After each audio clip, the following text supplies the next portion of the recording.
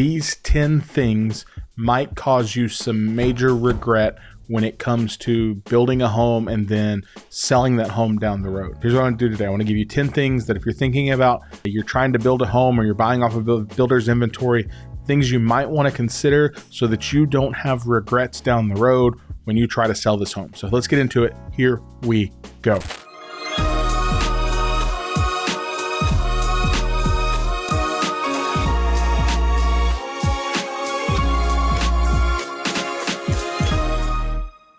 So it's no secret that I absolutely love new construction homes, whether you're buying off a builder's inventory, whether you're building for yourself.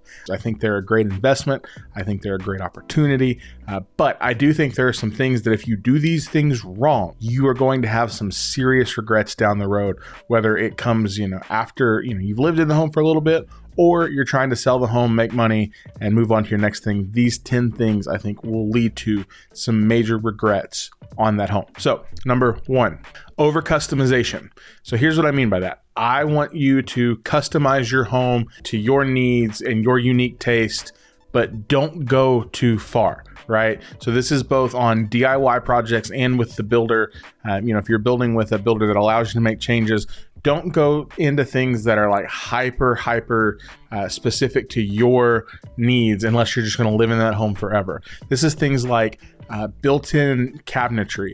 It looks beautiful. It's great. These built-in entertainment centers are awesome, but oftentimes they're built with a very specific TV or layout in mind, right?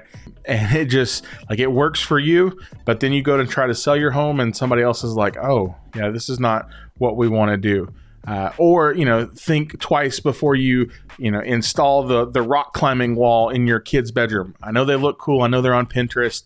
Just think twice about it. Or before you convert the garage into your own personal sports bar. Like I said, live in your home, enjoy your home, make changes to your home, but just be mindful about what it happens when you over customize your home. Number 2, second thing I think you'll regret is skimping on materials. This is the part where I tell you quality matters. So, when you go into design and you're picking out your home, this comes out in twofolds. One, if there's multiple builders in the neighborhood, going with the cheapest to save money now might cost you later. Just because they're the cheapest doesn't mean they're the best. So don't be, just think through that. You might be getting a good deal now, but the resale value down the road is going to be less than, one of those higher quality builders in that neighborhood. But this also means if you're getting to design your home, this also means don't pick the cheapest carpet. Don't pick the cheapest, don't go with laminate. Obviously we don't have to go up to a waterfall, marble countertop. You don't have to do that, but go somewhere in the middle. You're not going to be wrong there. So go somewhere in the middle. Don't pick the cheapest quality. Find the middle ground. Again, it's that tension of live in your house, use your house, make it functional for you, but also protect the investment because, you're probably not going to live in this house for 30 years. Eventually you're going to sell, you're going to want to make money. So don't skimp on those materials. Cheap vinyl flooring, go with the LVP. Don't get lower quality cabinetry. So don't skimp on those materials. You're going to regret it later. Number 3, if you decide to ignore the energy efficiency, you're going to regret it. Disclaimer: most builders these days, they're pretty energy efficient, right? They've got double pane windows, they've got insulation, for the most part, it's all relatively the same. However, there are some exceptions. Thinking hey, builders that are going to a spray foamed insulation versus the pink fiberglass insulation, or builders that have a 6-inch 2x6 instead of a 2x4, so there's more spacing. Don't skip on the energy efficiency. Also, this is probably the point when I tell you, energy efficiency does not mean solar panels. Please do not put solar panels on your home if you want to sell it. The appraisers do not value them the way that you value them. Yeah, it's cool, and yeah, you might be saving on your monthly electric bill, but you have that payment. That payment then has to get added back to your buyer if those solar panels are on a lease. So be energy efficient, be energy conscious. Put in the LED light bulbs. Put in all of the energy efficient fixtures and things like that. Spray foam the insulation. Do all of those things, but do not put solar panels on your home. You will probably regret it. Number 4, you will regret it if you buy in a bad location. It's going to be a bad investment, because here's the deal. Even a palace will not sell in the worst part of town. right? So make sure you're buying in neighborhoods that have great proximities to schools, great quality schools, crime rates, all of those things. Like, make sure you're mindful of those things. So bad location is a bad investment. Also think about location within the neighborhood. If you are a home, you're building on a home that faces a main street and you've got tons of traffic, or you're on the street that the school sits on, so you've got school traffic. Think about those things. Drive through the neighborhood several different times. Think about the direction your home faces. Look at what's coming, look at what's growing, look at where grocery stores are going. There's a difference between being on the front end of a growth opportunity. So think like Lavon, Princeton, like buying out there because growth is coming, versus buying in these places that it just doesn't make any sense because you got a good deal. You're not going to recoup that cost as great as you would in a different location. So be mindful of location, and be mindful of location within the neighborhood, because if you don't, you're probably going to regret it. Number 5, this one is, you're going to regret it if you overbuild your home for the neighborhood. Here's what I mean by that. You do not want to be the most expensive home in the neighborhood. You don't want to be the least expensive home in the neighborhood. You want to be somewhere right in the middle and find the sweet spot. And it's more of an art than it is a science. So don't, if you're buying at a $400,000 price point, you shouldn't have all of these mega fancy crazy upgrades in your home and then put in a $200,000 pool and think that home is going to sell for $700,000 when everything else is selling for $475,000. It's not how it works. So don't over upgrade for the community, because it's going to be harder to get that return on the investment from a buyer standpoint, from an appraiser standpoint, all of those things. I always tell people, when you're building, figure 10, 12 to 15% of base price is what you should do in upgrades. And then, of course, anything beyond that while you're living in your home, you have to decide, are you doing this for form and function for you, or are you doing this on the resale side? Because some things you put money into, you get that money back. Some things that you put money into, it's just because you want it to be that way. So don't overbuild your home for the neighborhood, because if you do and you're trying to sell, you're going to have a hard time getting comps to make that sell justifiable to get the money back that you want to get. As we get ready for number 6, I just want to tell you, I sell a ton of new construction here in DFW. I'm here to answer any questions, help you walk through that process, whether you're buying off a builder's inventory, trying to build from scratch, whatever it is. Here to help where I can. Contact information, as always, right at the bottom of the video. Reach out if you have questions and you want to have a conversation about this. So number 6 is neglecting curb appeal and choosing an unpopular exterior style. You're building, you go in and you find the floor plan. That floor plan may have 6 different elevations, right? Then you start adding in brick combinations and stone combinations, and it's very quickly things get, there's a lot of different options. Or even buying off the builder's inventory, there could be several different homes, but different elevations. So the first impression, that curb impression, is everything.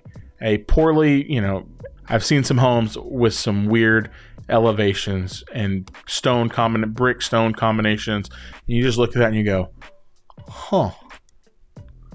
that's a choice that you guys made. First impression, think about, again, a buyer that's walking up. You may love it. Don't stray too far from the path on this. Also, this is where we say, hey, maintain the yard, right? You're buying a brand new home, which means you have a blank canvas of a yard. You don't have mature trees, which is good and bad, right? You don't have this big, massive, beautiful tree that you get to look at, but also you have a tree that's going to grow and you need to maintain it, right? Maintain the flower. All of these new homes, they usually have some sort of flower bed, shrubbery, bush in them. Maintain it. Keep it up. Water your yard. You're getting brand new sod. You're getting a sprinkler system. Water your yard. So keep the yard looking good. Keep your curb appeal, more universally appealing. Think classic style. If you're confused about that and you're I don't know what that means, stay on Pinterest. And builders do a really good job of designing things well, that generally most people are going to like, but still just be mindful, choose the elevation that makes the most sense, for you. If there's an elevation that gives a front porch option, take that option. Most people like that. That's where it's going to, come back and help you later down the road. Number 7 is a poor floor plan. You pick a poor floor plan, you are going to regret it. Now, there are only so many different ways to design a home, right? You can only put bedrooms and bathrooms and living room spaces and so many different functions before it all kind of runs together. I will say builders do a really good job of like architecting out their plans to use the space as best as possible. But sometimes you kind of see floor plans and you're like, that is really, it doesn't make sense, right? So don't pick the poor floor plan. You know, people like open concept spaces. They want to be able to flow from room to room. You know, you don't want to have, you would be better off, I think, in some cases having 4 larger bedrooms than having 5 small bedrooms, right? Don't pick the bad floor plan. Don't pick the one. You're not going to find a ton of, you know, homes that have like all of the bedrooms upstairs, right? It's usually a combination. So just be mindful. Again, take the one that functions for you, but don't be the outlier in the neighborhood and be like, yeah, this is the only one of these homes. That's like, why? It's like, well, because it's kind of a weird floor plan. Number 8 that you'll regret is a lack of storage. Because in case you didn't know, people have a ton of stuff. Like that's why, you know, Marie Kondo and all the organization people are making so much money, is because people have so much stuff. So I think this storage thing comes out in 2 spaces.